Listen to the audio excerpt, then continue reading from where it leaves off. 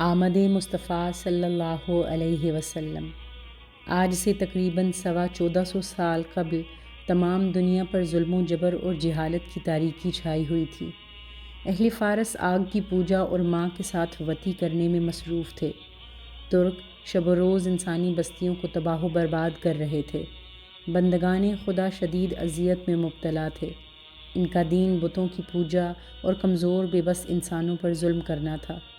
ہندوستان کے لوگ بتوں کی پوجا اور خود کو آگ میں جلانے کے سوا کچھ نہیں جانتے تھے۔ نیوگ جیسی انتہائی پست رسم کو جائز سمجھتے تھے۔ یہ عالمگیر ظلمت اس امر کی متقاضی تھی کہ ایک مسیح اعظم اور ہادی تمام دنیا کے لیے مبعوث ہو۔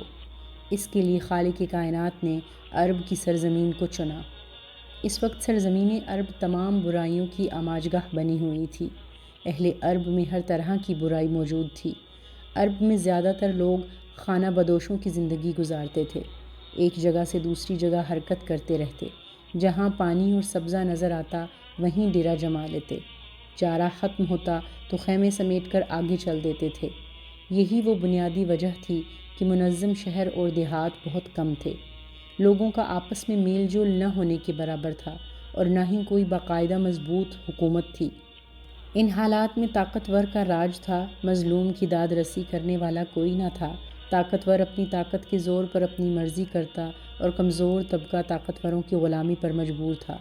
زیادہ تر قبائلی سسٹم تھا۔ ہر قبیلے کا ایک سردار ہوتا۔ چھوٹی چھوٹی باتوں پر لڑائی جھگڑا شروع ہوتا جو برسوں تک چلتا۔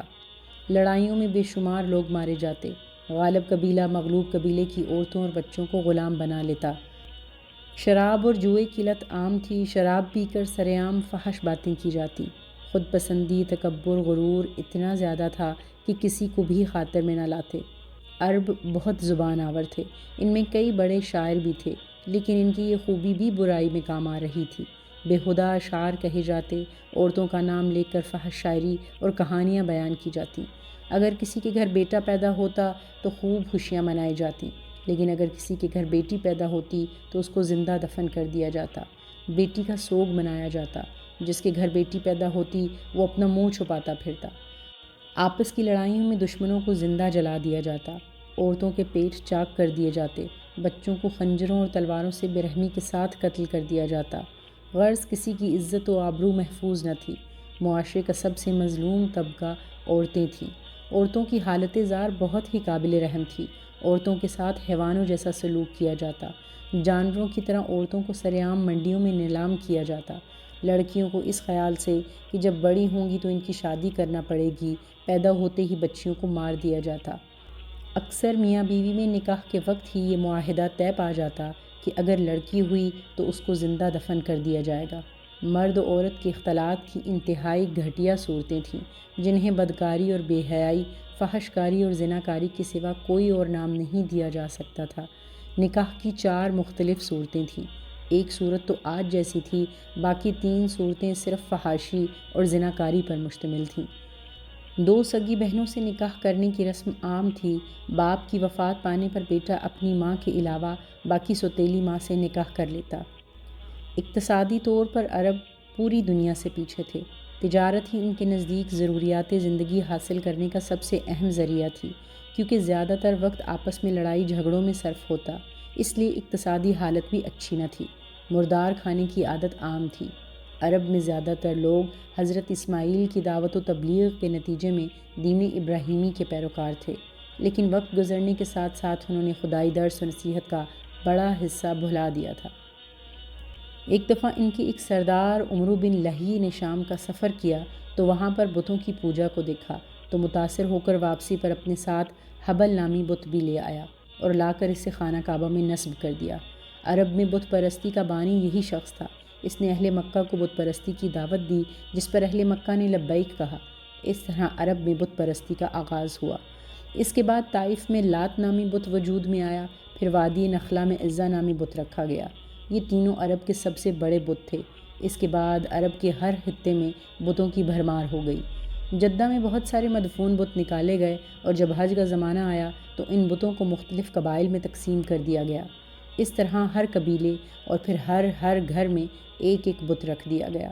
مشرکین نے خانہ کعبہ کو بھی بتوں سے بھر دیا۔ بیت اللہ کے گردا گرد 360 بت تھے۔ غرض شرک اور بت پرستی اہل عرب کے دین کا سب سے بڑا مظہر بن گئی تھی۔ مشرکین بتوں کے پاس مجاور بن کر بیٹھتے، انہیں زور زور سے پکارتے۔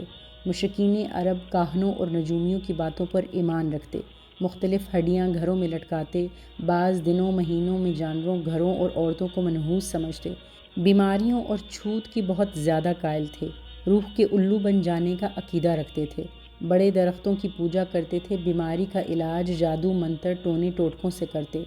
ہر طرف بد اخلاقی، بے انصافی، قتل و غارت کا دور دورہ تھا۔ گویا عرب اور پوری کائنات اندھیر نگری بن چکی تھی۔ بندگان خدا کے حقوق بری طرح پامال ہو رہے تھے۔ خالق کائنات کا ہمیشہ سے یہ اصول رہا ہے کہ جب بھی انسانوں کی حالت زار آخری حدوں تک پہنچ جاتی ہے تو وہ کسی مسیحا کو بھی بھیج دیتا ہے۔ اور پھر کرۂ ارض کی سب سے قیمتی ساعت طلوع ہوئی۔ رب کعبہ نے ایک ایسا مسیح اعظم بھیجا جس کی ایک جنبش چشم سے صدیوں سے بیمار اور پیاسی روحوں کو سیرابی ملنے والی تھی۔ وہ مسیحا کہ روز اول سے قیامت تک پیدا ہونے والے انسانوں میں ایک بھی ایسا نہیں جو اس مسیحا کے پیروں سے اٹھنے والی خاک کو بھی چھو سکے۔ جذبوں کا حکمران، جسموں اور روحوں پر حکومت کرنے والا، قیامت تک آنے والی اندھی اور کثیف روحوں کو روشن کرنے والا، مردہ دلوں کو اپنے سوزے دل سے زندگی کی حرارت بخشنے والا، سنگلاخ زمینوں کی طرح بنجر روحوں کو روشن کرنے والا، ایک ایسا مسیحا جس کے قدموں سے اٹھنے والے غبار کا ایک ذرہ جس پر بھی پڑا وہ سونے کے ڈھیر میں تبدیل ہو گیا۔ صدیوں سے سسکتی تڑپتی انسانیت کی پیاس بجھانے کے لیے حضرت آمنہ کے لال 9 یا 12 ربیع الاول کو دوشنبہ کے دن فجر کے وقت رحمت دو عالم بن کر دنیا میں تشریف لائے۔ آپ صلی اللہ علیہ وآلہ وسلم کا چہرہ 14ویں رات کے چاند کی طرح نورانی اور آنکھیں قدرت الہی سے سرمگیں۔ آپ کا نام محمد صلی اللہ علیہ وسلم رکھا گیا۔